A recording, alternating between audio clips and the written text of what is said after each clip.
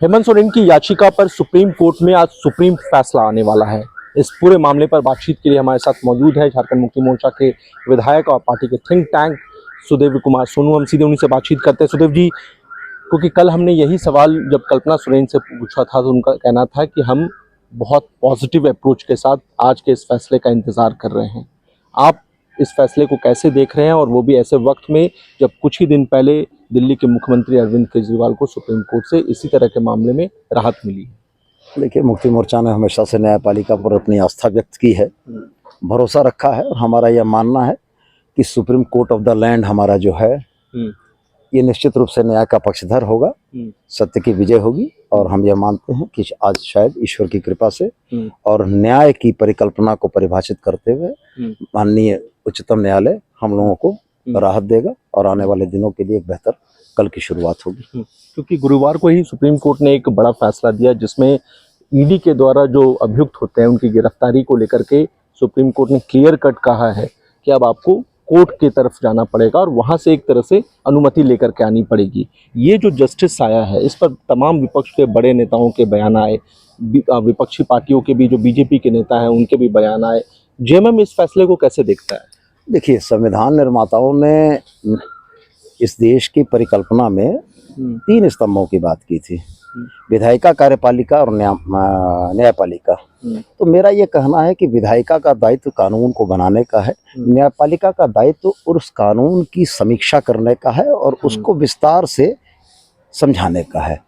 अब अगर माननीय उच्चतम न्यायालय किसी कानून को परिभाषित करता है in the light of law तो निश्चित रूप से स्वागत योग्य है। और मैं ये मानता हूँ कि इस देश में कानून का राज स्थापित करने में न्यायपालिका की बहुत महत्वपूर्ण भूमिका रही है। न्यायपालिका ने अपने पूर्व में भूमिका अदा की है और आने वाले समय भी न्यायपालिका से इस देश के लोगों को बहुत उम्मीदें हैं। क्योंकि इस बीच आप भी देख रहे हैं, चाहे ईडी के द्वारा जो एक्शंस लिए जा रहे हैं, पहले हेमंत सोरेन, अब उन्हीं के कैबिनेट के नंबर 2 की पोजीशन रखने वाले आलमगीर आलम, उनकी भी गिरफ्तारी हो चुकी है। ईडी ने जो पॉइंट्स कल रखे हैं कोर्ट में उसमें उन्होंने कहा है कि 1.5% कमीशन की बात कही है। बीजेपी ये कह रही है। मैं आपको इंटरप्ट करना चाहूंगा। ये सवाल अगर किसी कानूनविद या कानून के जानकारों से होता तो ज्यादा अच्छा होता है। एक राजनीतिक कार्यकर्ता के तौर पर जो मेरी मोटी समझ है उसको मैंने आपके समक्ष परिभाषित किया। क्योंकि बीजेपी के नेता ये कह रहे हैं भ्रष्टाचार को लेकर के कि झारखंड की जो सरकार है वो भ्रष्टाचार में पूरी तरह से अखंड डूबी हुई है और वो इसी मुद्दे पर जनता से वोट मांग रहे हैं। बहुत दूर नहीं है, लोकतंत्र में सर्वोच्च फैसला जनता जनार्दन का है। बहुत दूर नहीं है कि भारतीय जनता पार्टी के इन आरोपों को झारखंड की जनता किस स्वरूप में लेती है 4 जून को परिलक्षित हो जाएगा। और मैं स्पष्ट रूप से यह मानता हूं कि आज के दौर में संवैधानिक संस्थाओं को जिस तरीके से अपने पक्ष में इस्तेमाल किया गया है वो हम नहीं कर रहे हैं, अब तो जनता ये कहने लगी है। अब जनता ये कहती है कि जिस तरीके से चीज़ों को हैंडल किया जा रहा है उसमें न्याय की अवधारणा पर सवाल खड़े हो रहे हैं। और मैं यह मानता हूं कि किसी लोकतंत्र जो समता, बंधुत्व और सबके लिए न्याय के सिद्धांत पर चलता है उसके लिए बड़ा आसन और गंभीर खतरा है। और अगर इस आसन और गंभीर खतरे को देश की जनता नहीं समझ रही है तो ये बड़ा दुर्भाग्यपूर्ण है। लेकिन मैं पूरी तरीके से आशान्वित हूँ कि इस देश में लोकतंत्र की आत्मा मरी नहीं है, इस देश में लोकतंत्र की आत्मा जीवित है और जनता सही और गलत का फैसला 4 जून को दे देगी। और 4 जून अब बहुत दूर भी नहीं है, क्योंकि प्रचार हम कह सकते हैं झारखंड में भी काफी जोर पकड़ चुका है। और हम देख रहे हैं कि चाहे आप लोग हो या इंडिया गठबंधन हो या फिर एनडीए हो, उनके तमाम बड़े नेता जो है वो लगातार कैंपेन कर रहे हैं। खुद क्योंकि हम लोग इस वक्त गिरिडीह में हैं, कल्पना सोरेन खुद यहाँ पर कैंप कर रही हैं, न सिर्फ गांडे बल्कि जो सहयोगी पार्टी हैं उनके प्रचार में भी जा रही हैं। जो रिस्पांस मिल रहा है सोनू जी, क्योंकि पार्टी के आप थिंक टैंक भी माने जाते हैं, जो कल्पना सोरेन को देखने के लिए, सुनने के लिए लोग उमड़ रही है, आपको क्या लग रहा है कि ये कितना वोट में कन्वर्ट होगा?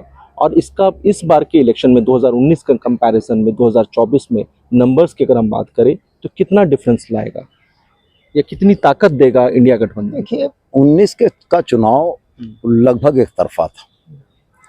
19 के चुनाव में राष्ट्रीयता की भावना चरम पर थी। बालाकोट और पुलवामा के मामलों को भारतीय जनता पार्टी ने राष्ट्रीयता से जोड़ा था। हमारे आदरणीय प्रधानमंत्री ने उस समय भी अपने भाषण में ये बातें कही थी कि जो फर्स्ट टाइमर वोटर हैं वो पुलवामा के शहीदों के नाम पर वोट करें। कि ये कितना सही और कितना गलत था ये तो निर्वाचन आयोग जाने, वो संस्थाएं जाने। लेकिन मैं यह मानता हूं कि अगर 2019 के चुनाव में परिस्थितियां इस तरीके से निर्मित की गई थी कि जनता एक सैनिक के तौर पर वोट कास्ट कर रही थी और उसको इस चुनाव से जोड़कर अगर देखा जाता है तो दोनों परिस्थितियां अलग थी। मैं बहुत स्पष्ट मानता हूं कि हर चुनाव का अपना एक किरदार होता है और हर चुनाव अपने समय और माहौल में लड़ा जाता है और उसके परिणाम भी उसी तरीके से होते हैं। आज कल्पना मैम का जो इंटरेक्शन है, जो उनको पुल है पब्लिक और जनता के बीच में, वो निश्चित रूप से राज्य स्तर के किसी भी भाजपा के नेता के पास आज तो नहीं है, मैं ये कह सकता हूँ। तो जब कल्पना मैम को जनता का यह समर्थन या यह स्नेह मिल रहा है तो इससे जाहिरा तौर पर भारतीय जनता पार्टी के नेताओं की नींद हराम होना स्वाभाविक है। और अब रहा सवाल आपके अंतिम प्रश्न का, यह वोट में कितना कन्वर्ट होगा। तो जब हमारे विपक्षी यानी भारतीय जनता पार्टी के नेता अपने रैलियों में गाड़ी में भर भर के ढो ढो के आदमियों को ले जाते हैं और उसी रैली को दिखाकर ये कहते हैं कि ये भीड़ जो है हमारे सीट पर चुनाव की जीत की गारंटी का पैमाना बनेगी, तो वही बातें अगर हमारे साथ लागू होती है तो इसमें सवाल किस बात का खड़ा हो रहा है। आपने जरूर देखा होगा, मैं तो कल्पना मैम के साथ बाहर नहीं गया, गांडे विधानसभा के विभिन्न क्षेत्रों में हम लोगों ने दौरा किया और कि उन्हें भी ये लगता है कि महिला सशक्तिकरण के खोखले दावों के बाद आज झारखंड मुक्ति मोर्चा ने एक महिला सशक्त नेत्री को मैदान में उतारा है और इसका प्रतिफल निश्चित रूप से हमें मिलेगा। लेकिन पीएम तो सोनू जी ये कह रहे हैं कि 4 जून के बाद जो 2 शहजादे हैं यानी राहुल गांधी और अखिलेश यादव की तरफ इशारा था, वो खटाखट विदेश निकल जाएंगे और खटाखट जो विपक्षी पार्टियों का गठबंधन है वो फटाफट बिखरने लगेगा, एक दूसरे की गलतियां आपको दिखने लगेंगी, एक दूसरे के ऊपर वो जिम्मेदारियां बताने लगेंगे कि जी। देखिए, आदरणीय प्रधानमंत्री बहुत बड़े कद के नेता हैं, उनके लिए बोलने में थोड़ा सा हम लोगों को भी लगता है कि कितना बोलना चाहिए नहीं बोलना चाहिए, लेकिन एक पुराना उनका बयान जरूर याद दिलाना चाहूँगा कि उन्होंने अपने ही मुखारविंद से यह कहा था कि मैं तो फकीर आदमी हूँ, झोला उठाकर चल दूंगा।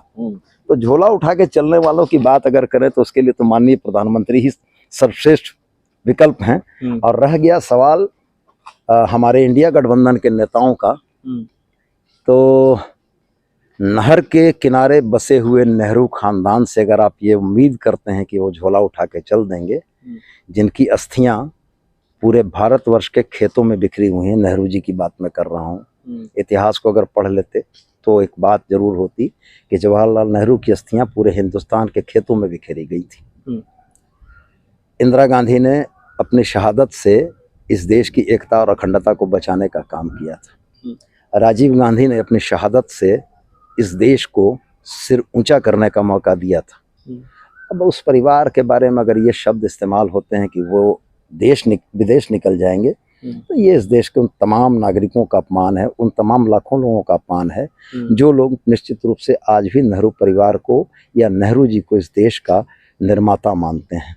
2 और महत्वपूर्ण सवाल है जो बीजेपी की तरफ से बार बार उठाए जा रहे हैं सोनू जी, वो ये कि जब आप आरक्षण को खत्म करने की बात कर रहे हैं, बीजेपी पर यह आरोप लगा रहे हैं, आप ये कह रहे हैं कि संविधान खतरे में है, तब अब तो पीएम भी ये कह रहे हैं कि आरक्षण के विरोधी आप लोग हैं, क्योंकि जिनका हक है आरक्षण का, उनका हक छीन करके आप अल्पसंख्यकों को यानी कि मुसलमानों को आप गिफ्ट करना चाहते हैं। ये आप लोगों का तुष्टीकरण की राजनीति है।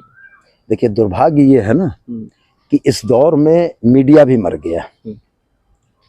अगर माननीय प्रधानमंत्री यह बयान देते हैं तो किसी स्टूडियो में कोई दंगल नहीं होता है, बहस नहीं होती है, जो भी प्रेस कॉन्फ्रेंस करते हैं उसमें तो पहले से पूर्वप्राजित प्रश्न होते हैं। तो उनसे तो पहले ये पूछा जाना चाहिए ना कि कांग्रेस के किस घोषणा पत्र में ये बातें कही हैं। और मैं राष्ट्रीय पैमाने से थोड़ा सा आपको झारखंड की ओर ले आता हूँ।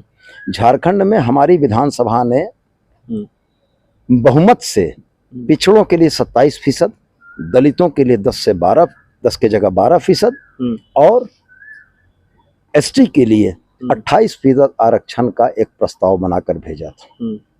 हमारे महामहिम ने उस आरक्षण को असंवैधानिक बताते हुए, खारिज करते हुए वापस भेज दिया। अगर आरक्षण पिछड़ों, दलितों, SC ST के आरक्षण के प्रति भारतीय जनता पार्टी की नीति और नीयत साफ होती तो हमारा वो बिल राजभवन से वापस नहीं आता। और सबसे बड़ा दुर्भाग्य इस बात का है कि महामहिम जिस राज्य से आते हैं, तमिलनाडु, वहां पर आरक्षण की सीमा 69% है। और उससे भी बड़ा दुर्भाग्य यह है कि यही आरक्षण बढ़ाने की बात जब पड़ोसी राज्य बिहार में होती है तो वहां के राज्यपाल बढ़े हुए आरक्षण की 50% सीमा को पार करने के बाद भी उस पर सहमति प्रदान करते हैं। तो देश में आरक्षण को खत्म करने का प्रयास किसका है? भारतीय जनता पार्टी का है या हमारा इंडिया गठबंधन का है या झारखंड मुक्ति मोर्चा का है? जनता के सामने स्पष्ट। अच्छा, एक और आरोप आप लोगों के ऊपर है, वो ये भी कह रहे हैं कि अगर आप लोग सत्ता में आ गए 4 जून के बाद तो एक बार फिर से भगवान प्रभु श्री राम को आप लोग रामलला को टेंट में भेज देंगे, राम मंदिर में ताला लगवा देंगे। न्यायपालिका के निर्णय के विरुद्ध जाने का न तो कोई सवाल उठता है न किसी को साहस है। राम, भगवान श्री राम भारतीय जनता पार्टी के नहीं हैं, वो सनातन धर्मियों के हैं और इस देश के करोड़ों हिंदू भगवान श्री राम को आराध्य मानते हैं। अब सवाल इस बात का उठता है कि ये राम के ऊपर जो कॉपीराइट बना रहे हैं इसको प्रभु श्री राम किस तरीके से देख रहे होंगे वो अभी सोचने की बात है। इसलिए कि भगवान के ऊपर किसी का कॉपीराइट नहीं हो सकता है। वो करोड़ों लोगों के जन की आस्था के केंद्र बिंदु हैं और भगवान श्री राम जितने आराध्य उनके हैं उतने ही हमारे भी हैं। इस बीच आसाम के मुख्यमंत्री झारखंड दौरे पर थे, उनके प्रेस कॉन्फ्रेंस में एक बयान काफ़ी ज़्यादा चर्चा में रहा, जब उन्होंने कहा कि जो बहुसंख्यक थे वो अल्पसंख्यक होते जा रहे हैं और झारखंड में भी कुछ इसी तरह की स्थितियां बन रही है। तो उनसे जब सवाल किया गया कि आसाम में आप क्यों नहीं रोक पा रहे हैं, तो उन्होंने कहा कि हमसे तो गलती हो गई है, आप ये गलती मत करिए, नहीं तो जो आज आपके यहाँ अल्पसंख्यक है वो बहुसंख्यक हो जाएंगे। भारतीय जनता पार्टी के नेताओं के भाषण से या उनके प्रेस वार्ता से 4 शब्दों को अगर आप निकाल दीजिएगा तो मैं यह मानता हूं कि उसके बाद उनके पास बोलने के लिए कुछ नहीं बचेगा। पहला तो हो जाता है हिंदू मुसलमान, मंदिर मस्जिद, भारत पाकिस्तान, बस इतने 6 शब्दों को आप निकाल लीजिए और उनके बाद बोलिए। इन 6 शब्दों को बोले बगैर आप एक इंटरव्यू पूरा कर दीजिए, वो नहीं हो सकेगा। मुख्यमंत्री हैं आसाम के, बड़े विद्वान मुख्यमंत्री हैं। भारत की बॉर्डर की सुरक्षा बॉर्डर सिक्योरिटी फोर्स के पास है जो केंद्रीय गृह मंत्रालय के अधीन आता है। ये ठीक है, आसाम की सीमाएं अंतर्राष्ट्रीय सीमाओं से लगती हैं, ये सही है। बांग्लादेश से लगती हैं, म्यांमार से लगती हैं, ये सही है, वहाँ की बात कर लें। झारखंड की कौन सी सीमा अंतर्राष्ट्रीय सीमा से लगती है? जहां पर यह सवाल खड़ा होता है, जब आपने बीएसएफ को 15 किलोमीटर का दायरा दे दिया कि 15 किलोमीटर में घटित होने वाली घटनाओं की जांच या समीक्षा बीएसएफ करेगा, तो इन्फिल्ट्रेशन झारखंड तक अगर हो रहा है जैसा कि शर्मा साहब कह रहे हैं, तो मैं उनसे कहता हूं कि यह सवाल तो उनको देश के गृह मंत्री से पूछना चाहिए कि जब देश की सीमा की सुरक्षाओं की जवाबदेही आपके पास है तो ये इन्फिल्ट्रेशन कहाँ से हो रहा है? इन्फिल्ट्रेशन अगर हो रहा है तो फिर इसका मतलब है वो विफल। और मेरा यह मानना है कि ये जाति के आधार पर, धर्म के आधार पर देश को बांटने का प्रयास करते हैं, इसलिए इस तरीके का बयान देते हैं। अब रह गया सवाल इस बात का कि इस देश में 2000 वर्षों से के इतिहास में हिंदू तभी खतरे में है जब इस देश का राष्ट्रपति सरना धर्म को मानने वाली हैं, हिंदू धर्म से ताल्लुक रखने वाली हैं, देश के प्रधानमंत्री हिंदू हृदय सम्राट हैं और राज्यों के मुख्यमंत्री हिंदू हैं, सांसद हिंदू हैं, विधायक हिंदू हैं। तो इन तमाम परिस्थितियों के बाद ये हिंदू खतरे में है का नारा लगाने वाले लोग कौन हैं? ये हिंदू खतरे में नहीं है। भारतीय जनता पार्टी का जो विचारधारा है या भारतीय जनता पार्टी की जो राजनीति है वो खतरे में है और उसी खतरे को बचाने के लिए ये हिंदू खतरे में होने का ढोंग कर रहे हैं। इसलिए हम इस बात के लिए बड़े आश्वस्त हैं कि हमारा प्रदेश पहले से बहुरंगी प्रदेश रहा है। यहाँ जनजातीय समूहों के साथ साथ गैर जनजातीय समूहों का बहुत अच्छा तालमेल और बहुत अच्छा रहा है। हम वास्तव में भारत के, हिंदुस्तान के उस सतरंगी गुलदस्ते के तौर पर हैं जिसमें हर धर्म के लोगों को हमने समावेशित किया है। हर लोगों को हम लोगों ने अपने यहाँ रोजी रोजगार के अवसर दिए हैं और हमारा यह मानना है कि झारखंड में इस तरीके की विचारधारा, इस तरीके की राजनीति का कोई स्थान नहीं है। 19 के चुनाव में जनता ने यह दिखाया है और 24 के चुनाव में भी जनता यही दिखाएगी। इस बीच सोनू जी, क्योंकि आज देश के गृह मंत्री का रांची में रोड शो है, 19 को प्रधानमंत्री एक बार फिर झारखंड आ रहे हैं, कैसे देख रहे हैं? क्योंकि इससे पहले रांची में हमने देखा था पीएम का रोड शो, अब देश के गृह मंत्री का रोड शो। देखिए, लोकतांत्रिक व्यवस्था में हर राजनीतिक दल को अपना प्रचार और प्रसार करने की पूरी आज़ादी है और आदरणीय प्रधानमंत्री जी चुनाव के दरमियान आ रहे हैं, इसलिए मैं तो कुछ मांग नहीं सकता उनसे। चुनाव से पहले जब आदरणीय प्रधानमंत्री का दौरा हुआ था तो हमने उनसे एक ही बात कही थी कि झारखंड की धरती पर स्वागत है। धरती आबा की धरती आपसे यह जानना चाहती है कि धरती आबा की धरती का 1,36,000 करोड़ जो आपके पास बकाया है उसको आप कब दे देंगे जिससे झारखंड के लोग खुशहाल हों। और आज जब आप बता रहे हैं कि माननीय गृह मंत्री आ रहे हैं तो निश्चित रूप से उनसे मेरा भी यह सवाल होगा कि उनके ही राज्य के, असम राज्य के लोकप्रिय मुख्यमंत्री हेमंत बिस्वा शर्मा जी ने जब घुसपैठियों का मामला उठाया है तो कहीं ना कहीं ये उनके नेतृत्व, उनकी कार्यकुशलता के ऊपर एक प्रश्न चिन्ह है। तो आज उनको भी रांची में इस बात का जवाब देना चाहिए कि अगर इन्फ्लेटेशन हो रहा है तो उसके लिए झारखंड राज्य दोषी है या केंद्रीय एजेंसीज दोषी हैं, बीएसएफ दोषी है, गृह मंत्रालय दोषी है या झारखंड सरकार दोषी? अच्छा, एक आखिरी सवाल, क्योंकि झारखंड में 4 सीटों पर चुनाव हो चुके हैं, तीन सीटों पर चुनाव 20 तारीख को होने जा रहे हैं। मतलब कि हम कह सकते हैं कि अब चुनाव जो है परवान चढ़ता जा रहा है, क्योंकि आप काफ़ी करीब से कार्यकर्ताओं से बातचीत करते हैं, सहयोगी पार्टियों से भी आपकी बातचीत होती रहती है। ये बताइए कि इस बार क्या होगा? 19 में तो हमने देखा था 12-2 का रेशियो था, उसमें से भी एक गीता कोड़ा जो सांसद थी वो अंतिम चुनाव से ठीक पहले बीजेपी के साथ चली जाती है, यानी 13-1 का एक तरह से रेशियो हो गया है। 2024 में क्या होगा समझिए? मैं बड़ी ईमानदारी के साथ एक बात आपसे कहता हूँ, ईमानदारी ही से ही बताइए। हाँ, ये एक पक्षीय माहौल नहीं है। लेकिन वो तो कह रहे आंधी है, लहर है, क्या है इस बार? अगर आंधी और लहर होती तो देश के प्रधानमंत्री के बयानों में हताशा जो झलक रही है वो नहीं झलकती। अब रह गया सवाल कि जनता को तय करने दीजिए क्या होने जा रहा है। इन 4 सीटों के चुनावों में जिस तरीके से कांटे की टक्कर हुई है, 4 जून को नतीजे ही तय करेंगे कि 4-0 होता है कि 3-0 होता है कि 2-0 होता है, क्या होता है ये तो जनता तय करेगी। लेकिन हम आपको एक बात बड़ी स्पष्ट रूप से कह देना चाहते हैं कि आज 14 की 14 सीटों पर इंडिया गठबंधन जिस मजबूती के साथ कंटेस्ट कर रहा है ये भारतीय जनता पार्टी के लिए सिर का दर्द है। और मैं आपको पुनः दोहराना चाहता हूं कि आंकड़े क्या होंगे, न तो मैं ज्योतिषी हूं, न मैंने जनता की बात पढ़ी और समझी है, लेकिन आंकड़े जो भी होंगे वो 2019 तो कतई नहीं दोहराया जाएगा। और 2019 में सूबे की 5 एसटी सीटों में 2 एसटी सीटें हमारे पास थी, 3 इनके पास गई थी और उसमें भी हार जीत का अंतर बड़ा थोड़ा सा था।